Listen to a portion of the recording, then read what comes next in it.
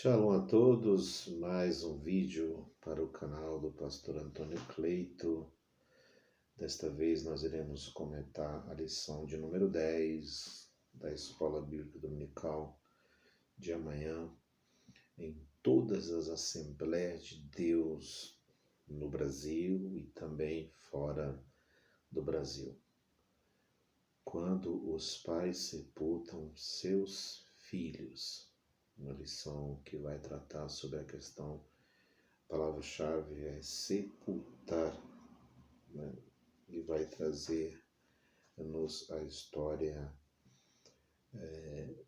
da trágica perca que Jó teve acerca dos seus filhos, né? Como que Jó reagiu junto com sua esposa à perca de seus filhos, né?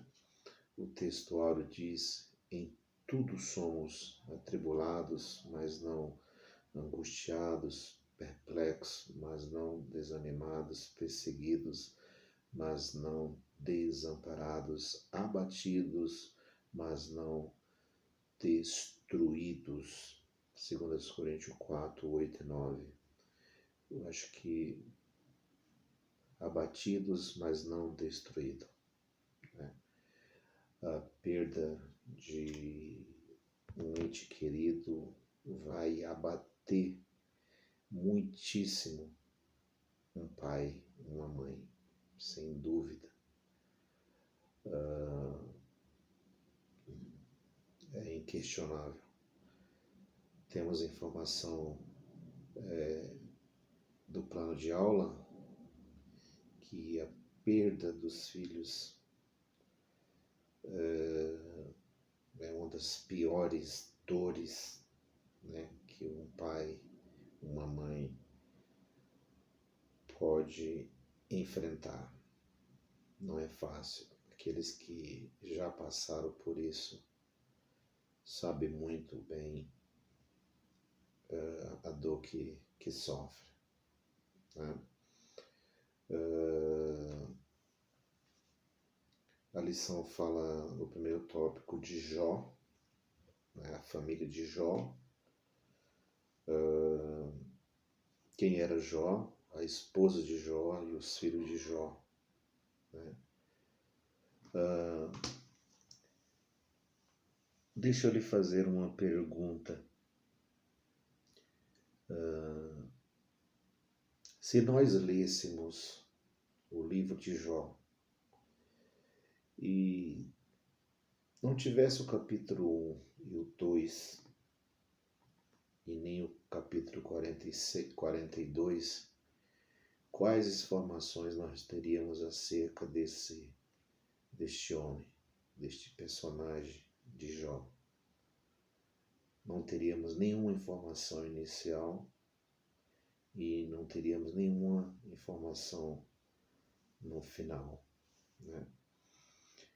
E basicamente nós encontramos no capítulo 1 e 2 os motivos do seu sofrimento, né?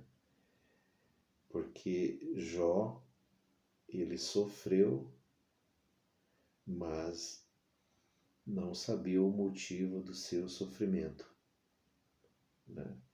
E no capítulo 42, nós vemos ali a restituição daquilo que Jó perdeu, né? Inclusive, o capítulo 42 fecha, né, essa questão. Jó perdeu seus filhos, mas depois o próprio Deus deu-lhe mais filhos, né? Antes de entrar na lição, eu gostaria de ler um versículo bíblico. Ele não tem, digamos assim,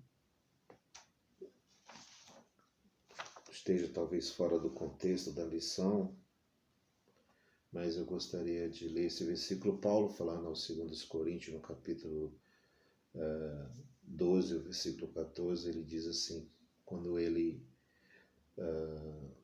se dirige aos Coríntios: Eis, aqui estou pronto para pela terceira vez ir ter convosco, e não vos serei pesado, pois que não busco o que é vosso, mas sim a vós, porque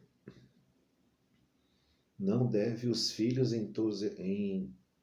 entesourar para os pais, mas os pais para os filhos, né? Ou seja, não são os filhos que entesouram, que guardam para os pais, mas os pais para os filhos. Talvez fora de contexto, mas o que eu quero descrever é que o certo não é o certo, quem sou eu para dizer que é o certo? Mas vamos dizer assim, os filhos devem enterrar os seus pais, né? Espero que você me compreenda nesse raciocínio. E não os pais enterrarem seus filhos, né? Logo, o meu pensamento é de que os filhos vivam e seus pais vivam na frente e eles sepultem os seus pais e não os pais sepultarem os filhos tão ternos assim na juventude. Então, por isso, quando eu leio esse versículo assim, eu penso, né? Ou seja, não são os filhos que armazenam, que guardam para os pais, mas os pais que armazena, que guarda. Você vê que Paulo não quer ser pesado aos crentes de Corinto, né? Eu não busco o que vocês têm, mas eu busco a vós. Então, eu penso mais ou menos assim.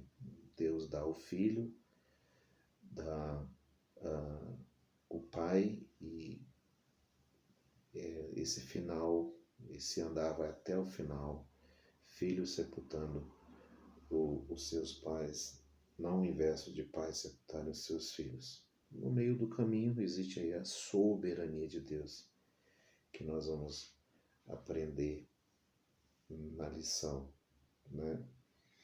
Eu também gostaria de ler alguns versos aqui, interessantíssimo, de um poeta popular brasileiro, especificamente antes de entrar na lição.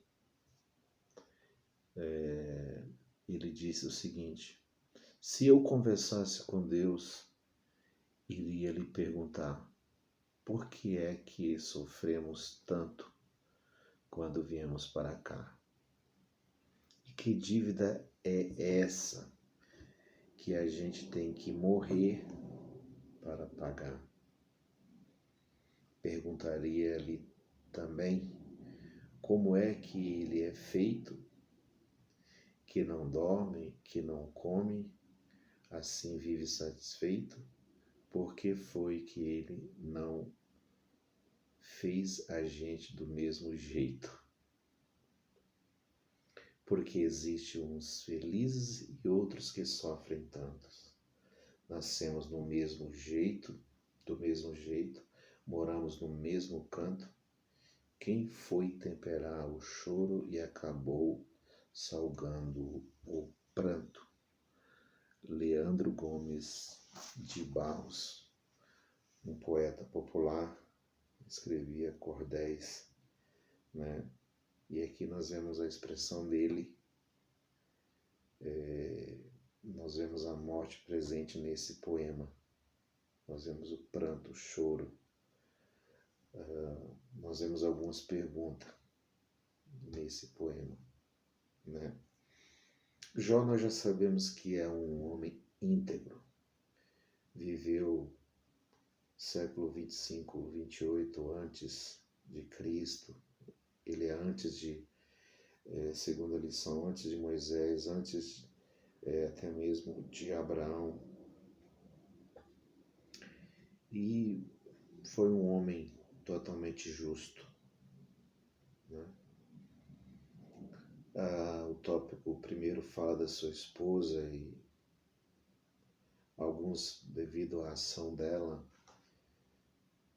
dizem que ela foi uma mulher negativa no sentido de aconselhar o seu esposo no capítulo 2, versículo 9,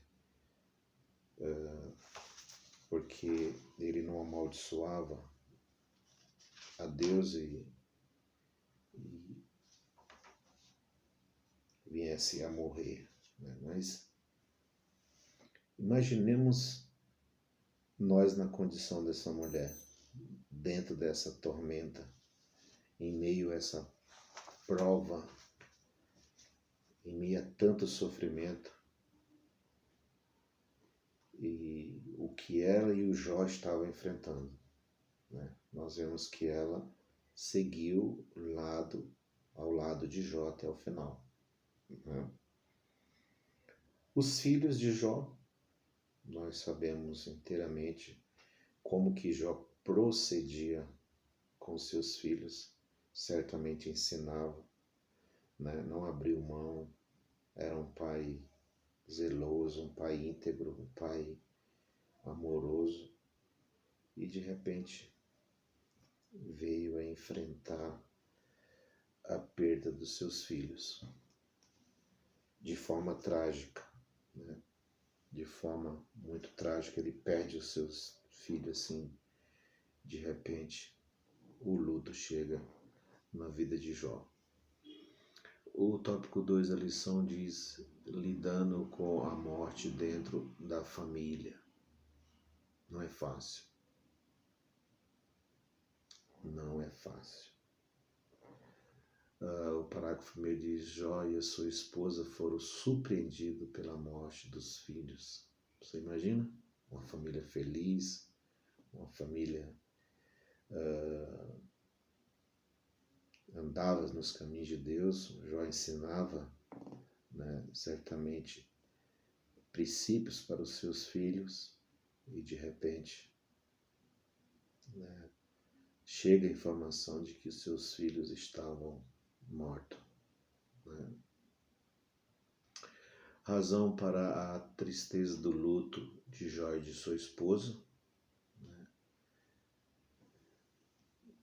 Entendemos que foi inteiramente difícil para este casal enfrentar este acontecimento na sua vida. O autor chega a nos dizer aqui: a Bíblia não fala do sepultamento dos filhos de Jó, mas certamente ele aconteceu. É importante ressaltar que uma perda como essa traz uma tristeza imensa. Você já imaginou? A informação chegou para Jó e sua esposa, e a informação é que seus filhos estavam todos mortos. Então, você imagina a dor. A fidelidade em meio à dor. Jó, ele conservou a sua fidelidade. Ele conservou a sua fidelidade em meio a essa tormenta da perda dos bens, da perda de seus filhos e filhas, né? Da perda de toda a sua estrutura, né? E agora ele se depara diante de uma dor. O choque foi tão grande que após tudo isso, ele fica 7 dias em silêncio. Que exemplo de dor, né? Jó ficou 7 dias em silêncio. E quando chegam os seus amigos também ficam ali em silêncio com ele. O tópico 3 da lição fala sobre os cristãos e o luto. Não culpe a Deus. Não culpe a Deus.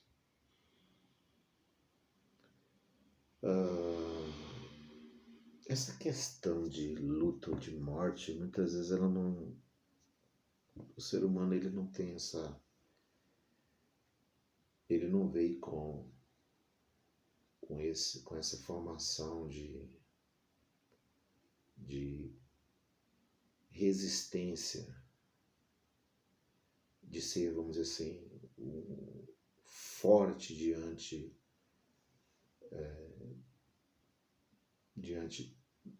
desse momento, por passar no luto. Né? A maioria vai transferir isso para Deus, como que culpando Deus pelo luto. Né? E o autor deixa claro, não culpe Deus por esse motivo. A soberania de Deus, ela não deve ser discutida ou culpada. Né? Ele sabe o que faz. Né? E deveríamos ter mais ensinamentos e preparar mais o povo para passar por esse momento. Vivendo o luto, né?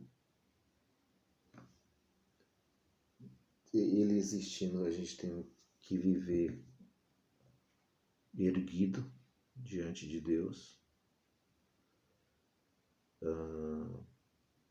O autor de Eclesiastes diz que é melhor ir na casa que tem o luto do que na casa daquele que tem um banquete. Né? Parece meio desproporcional, né? Tá tendo um banquete ali, mas eu prefiro ir aonde está o luto.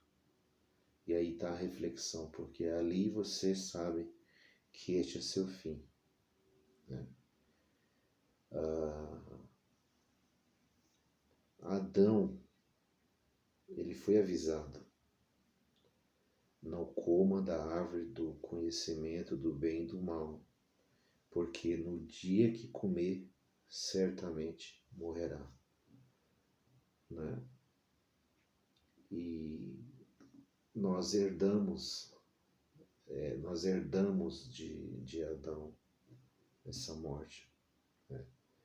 Então, passaremos por esse, vamos dizer, por este caminho. Né?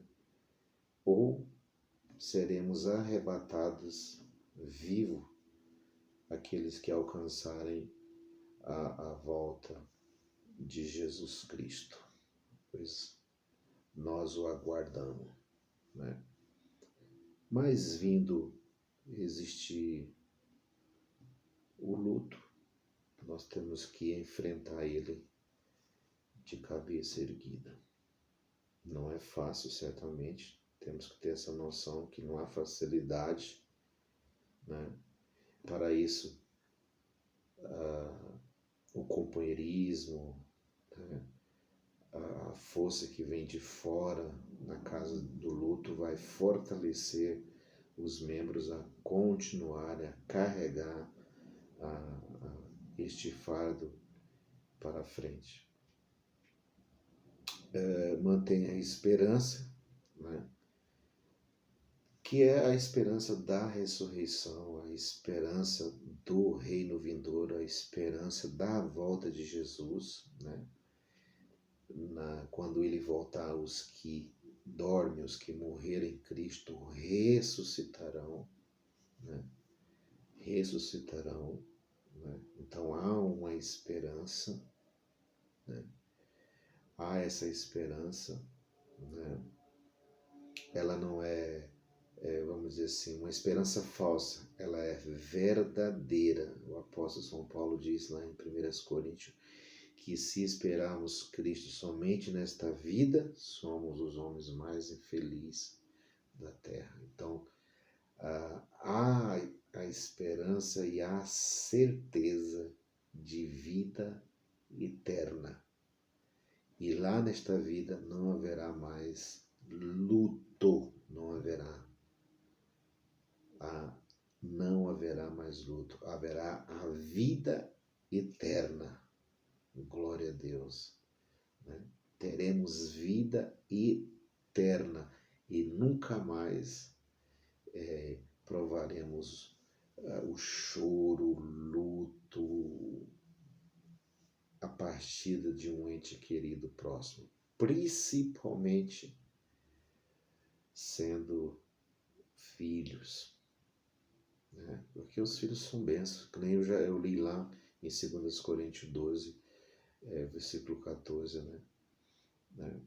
Assim como os filhos não entesouram para os pais, mas os pais para os filhos, assim eu penso que o pai, ele vindo na sua velhice a partir para o Senhor, seus filhos o sepultarão, né? Então não é o pai que vai enterrar um filho terno na idade, né? Isso, nós temos promessa de longevidade, né? E verás os filhos de teus filhos e a paz sobre Israel. Um dos cânticos dos degraus, Salmo 128. Né? Isso é promessa. Né? Mas, no meio deste caminho pode vir a tragédia, como veio na vida de Jó, uma família sólida, feliz, uma família que andava cultuando e adorando a Deus, mas a tragédia chegou ceifando principalmente os seus filhos. Então não foi fácil para Jó e a sua esposa. Ela ficou desmontada psicologicamente, sua estrutura emocional foi abalada, do próprio Jó, né? Então, não foi fácil, né? Mas em Cristo Jesus, né? Por Adão entrou o pecado e a morte, mas pelo último Adão, a vida, a ressurreição, né? E nessa ressurreição e nessa vida, mais uma vez, eu repito, não haverá luto nem sepultamento dos seus filhos. Né? Que o Senhor nos abençoe e que tenhamos nesse domingo uma boa aula e sentemos para aprender a palavra de Deus. A verdade prática diz: não devemos ser indiferentes à morte inesperada, mas também não podemos nos desesperar com quem não tem esperança. Então, nós temos esperança, né? E a nossa esperança é Jesus Cristo, conforme ele disse em Timóteo capítulo 1, versículo 1. Cristo, nossa esperança. Deus te abençoe, shalom a todos. Espero que você possa ter, ao assistir esse vídeo, esse vídeo possa ter lhe ajudado com alguma informação acerca desta aula. Deus te abençoe, tenha um bom domingo e lembre-se, Deus ama a sua família. Shalom.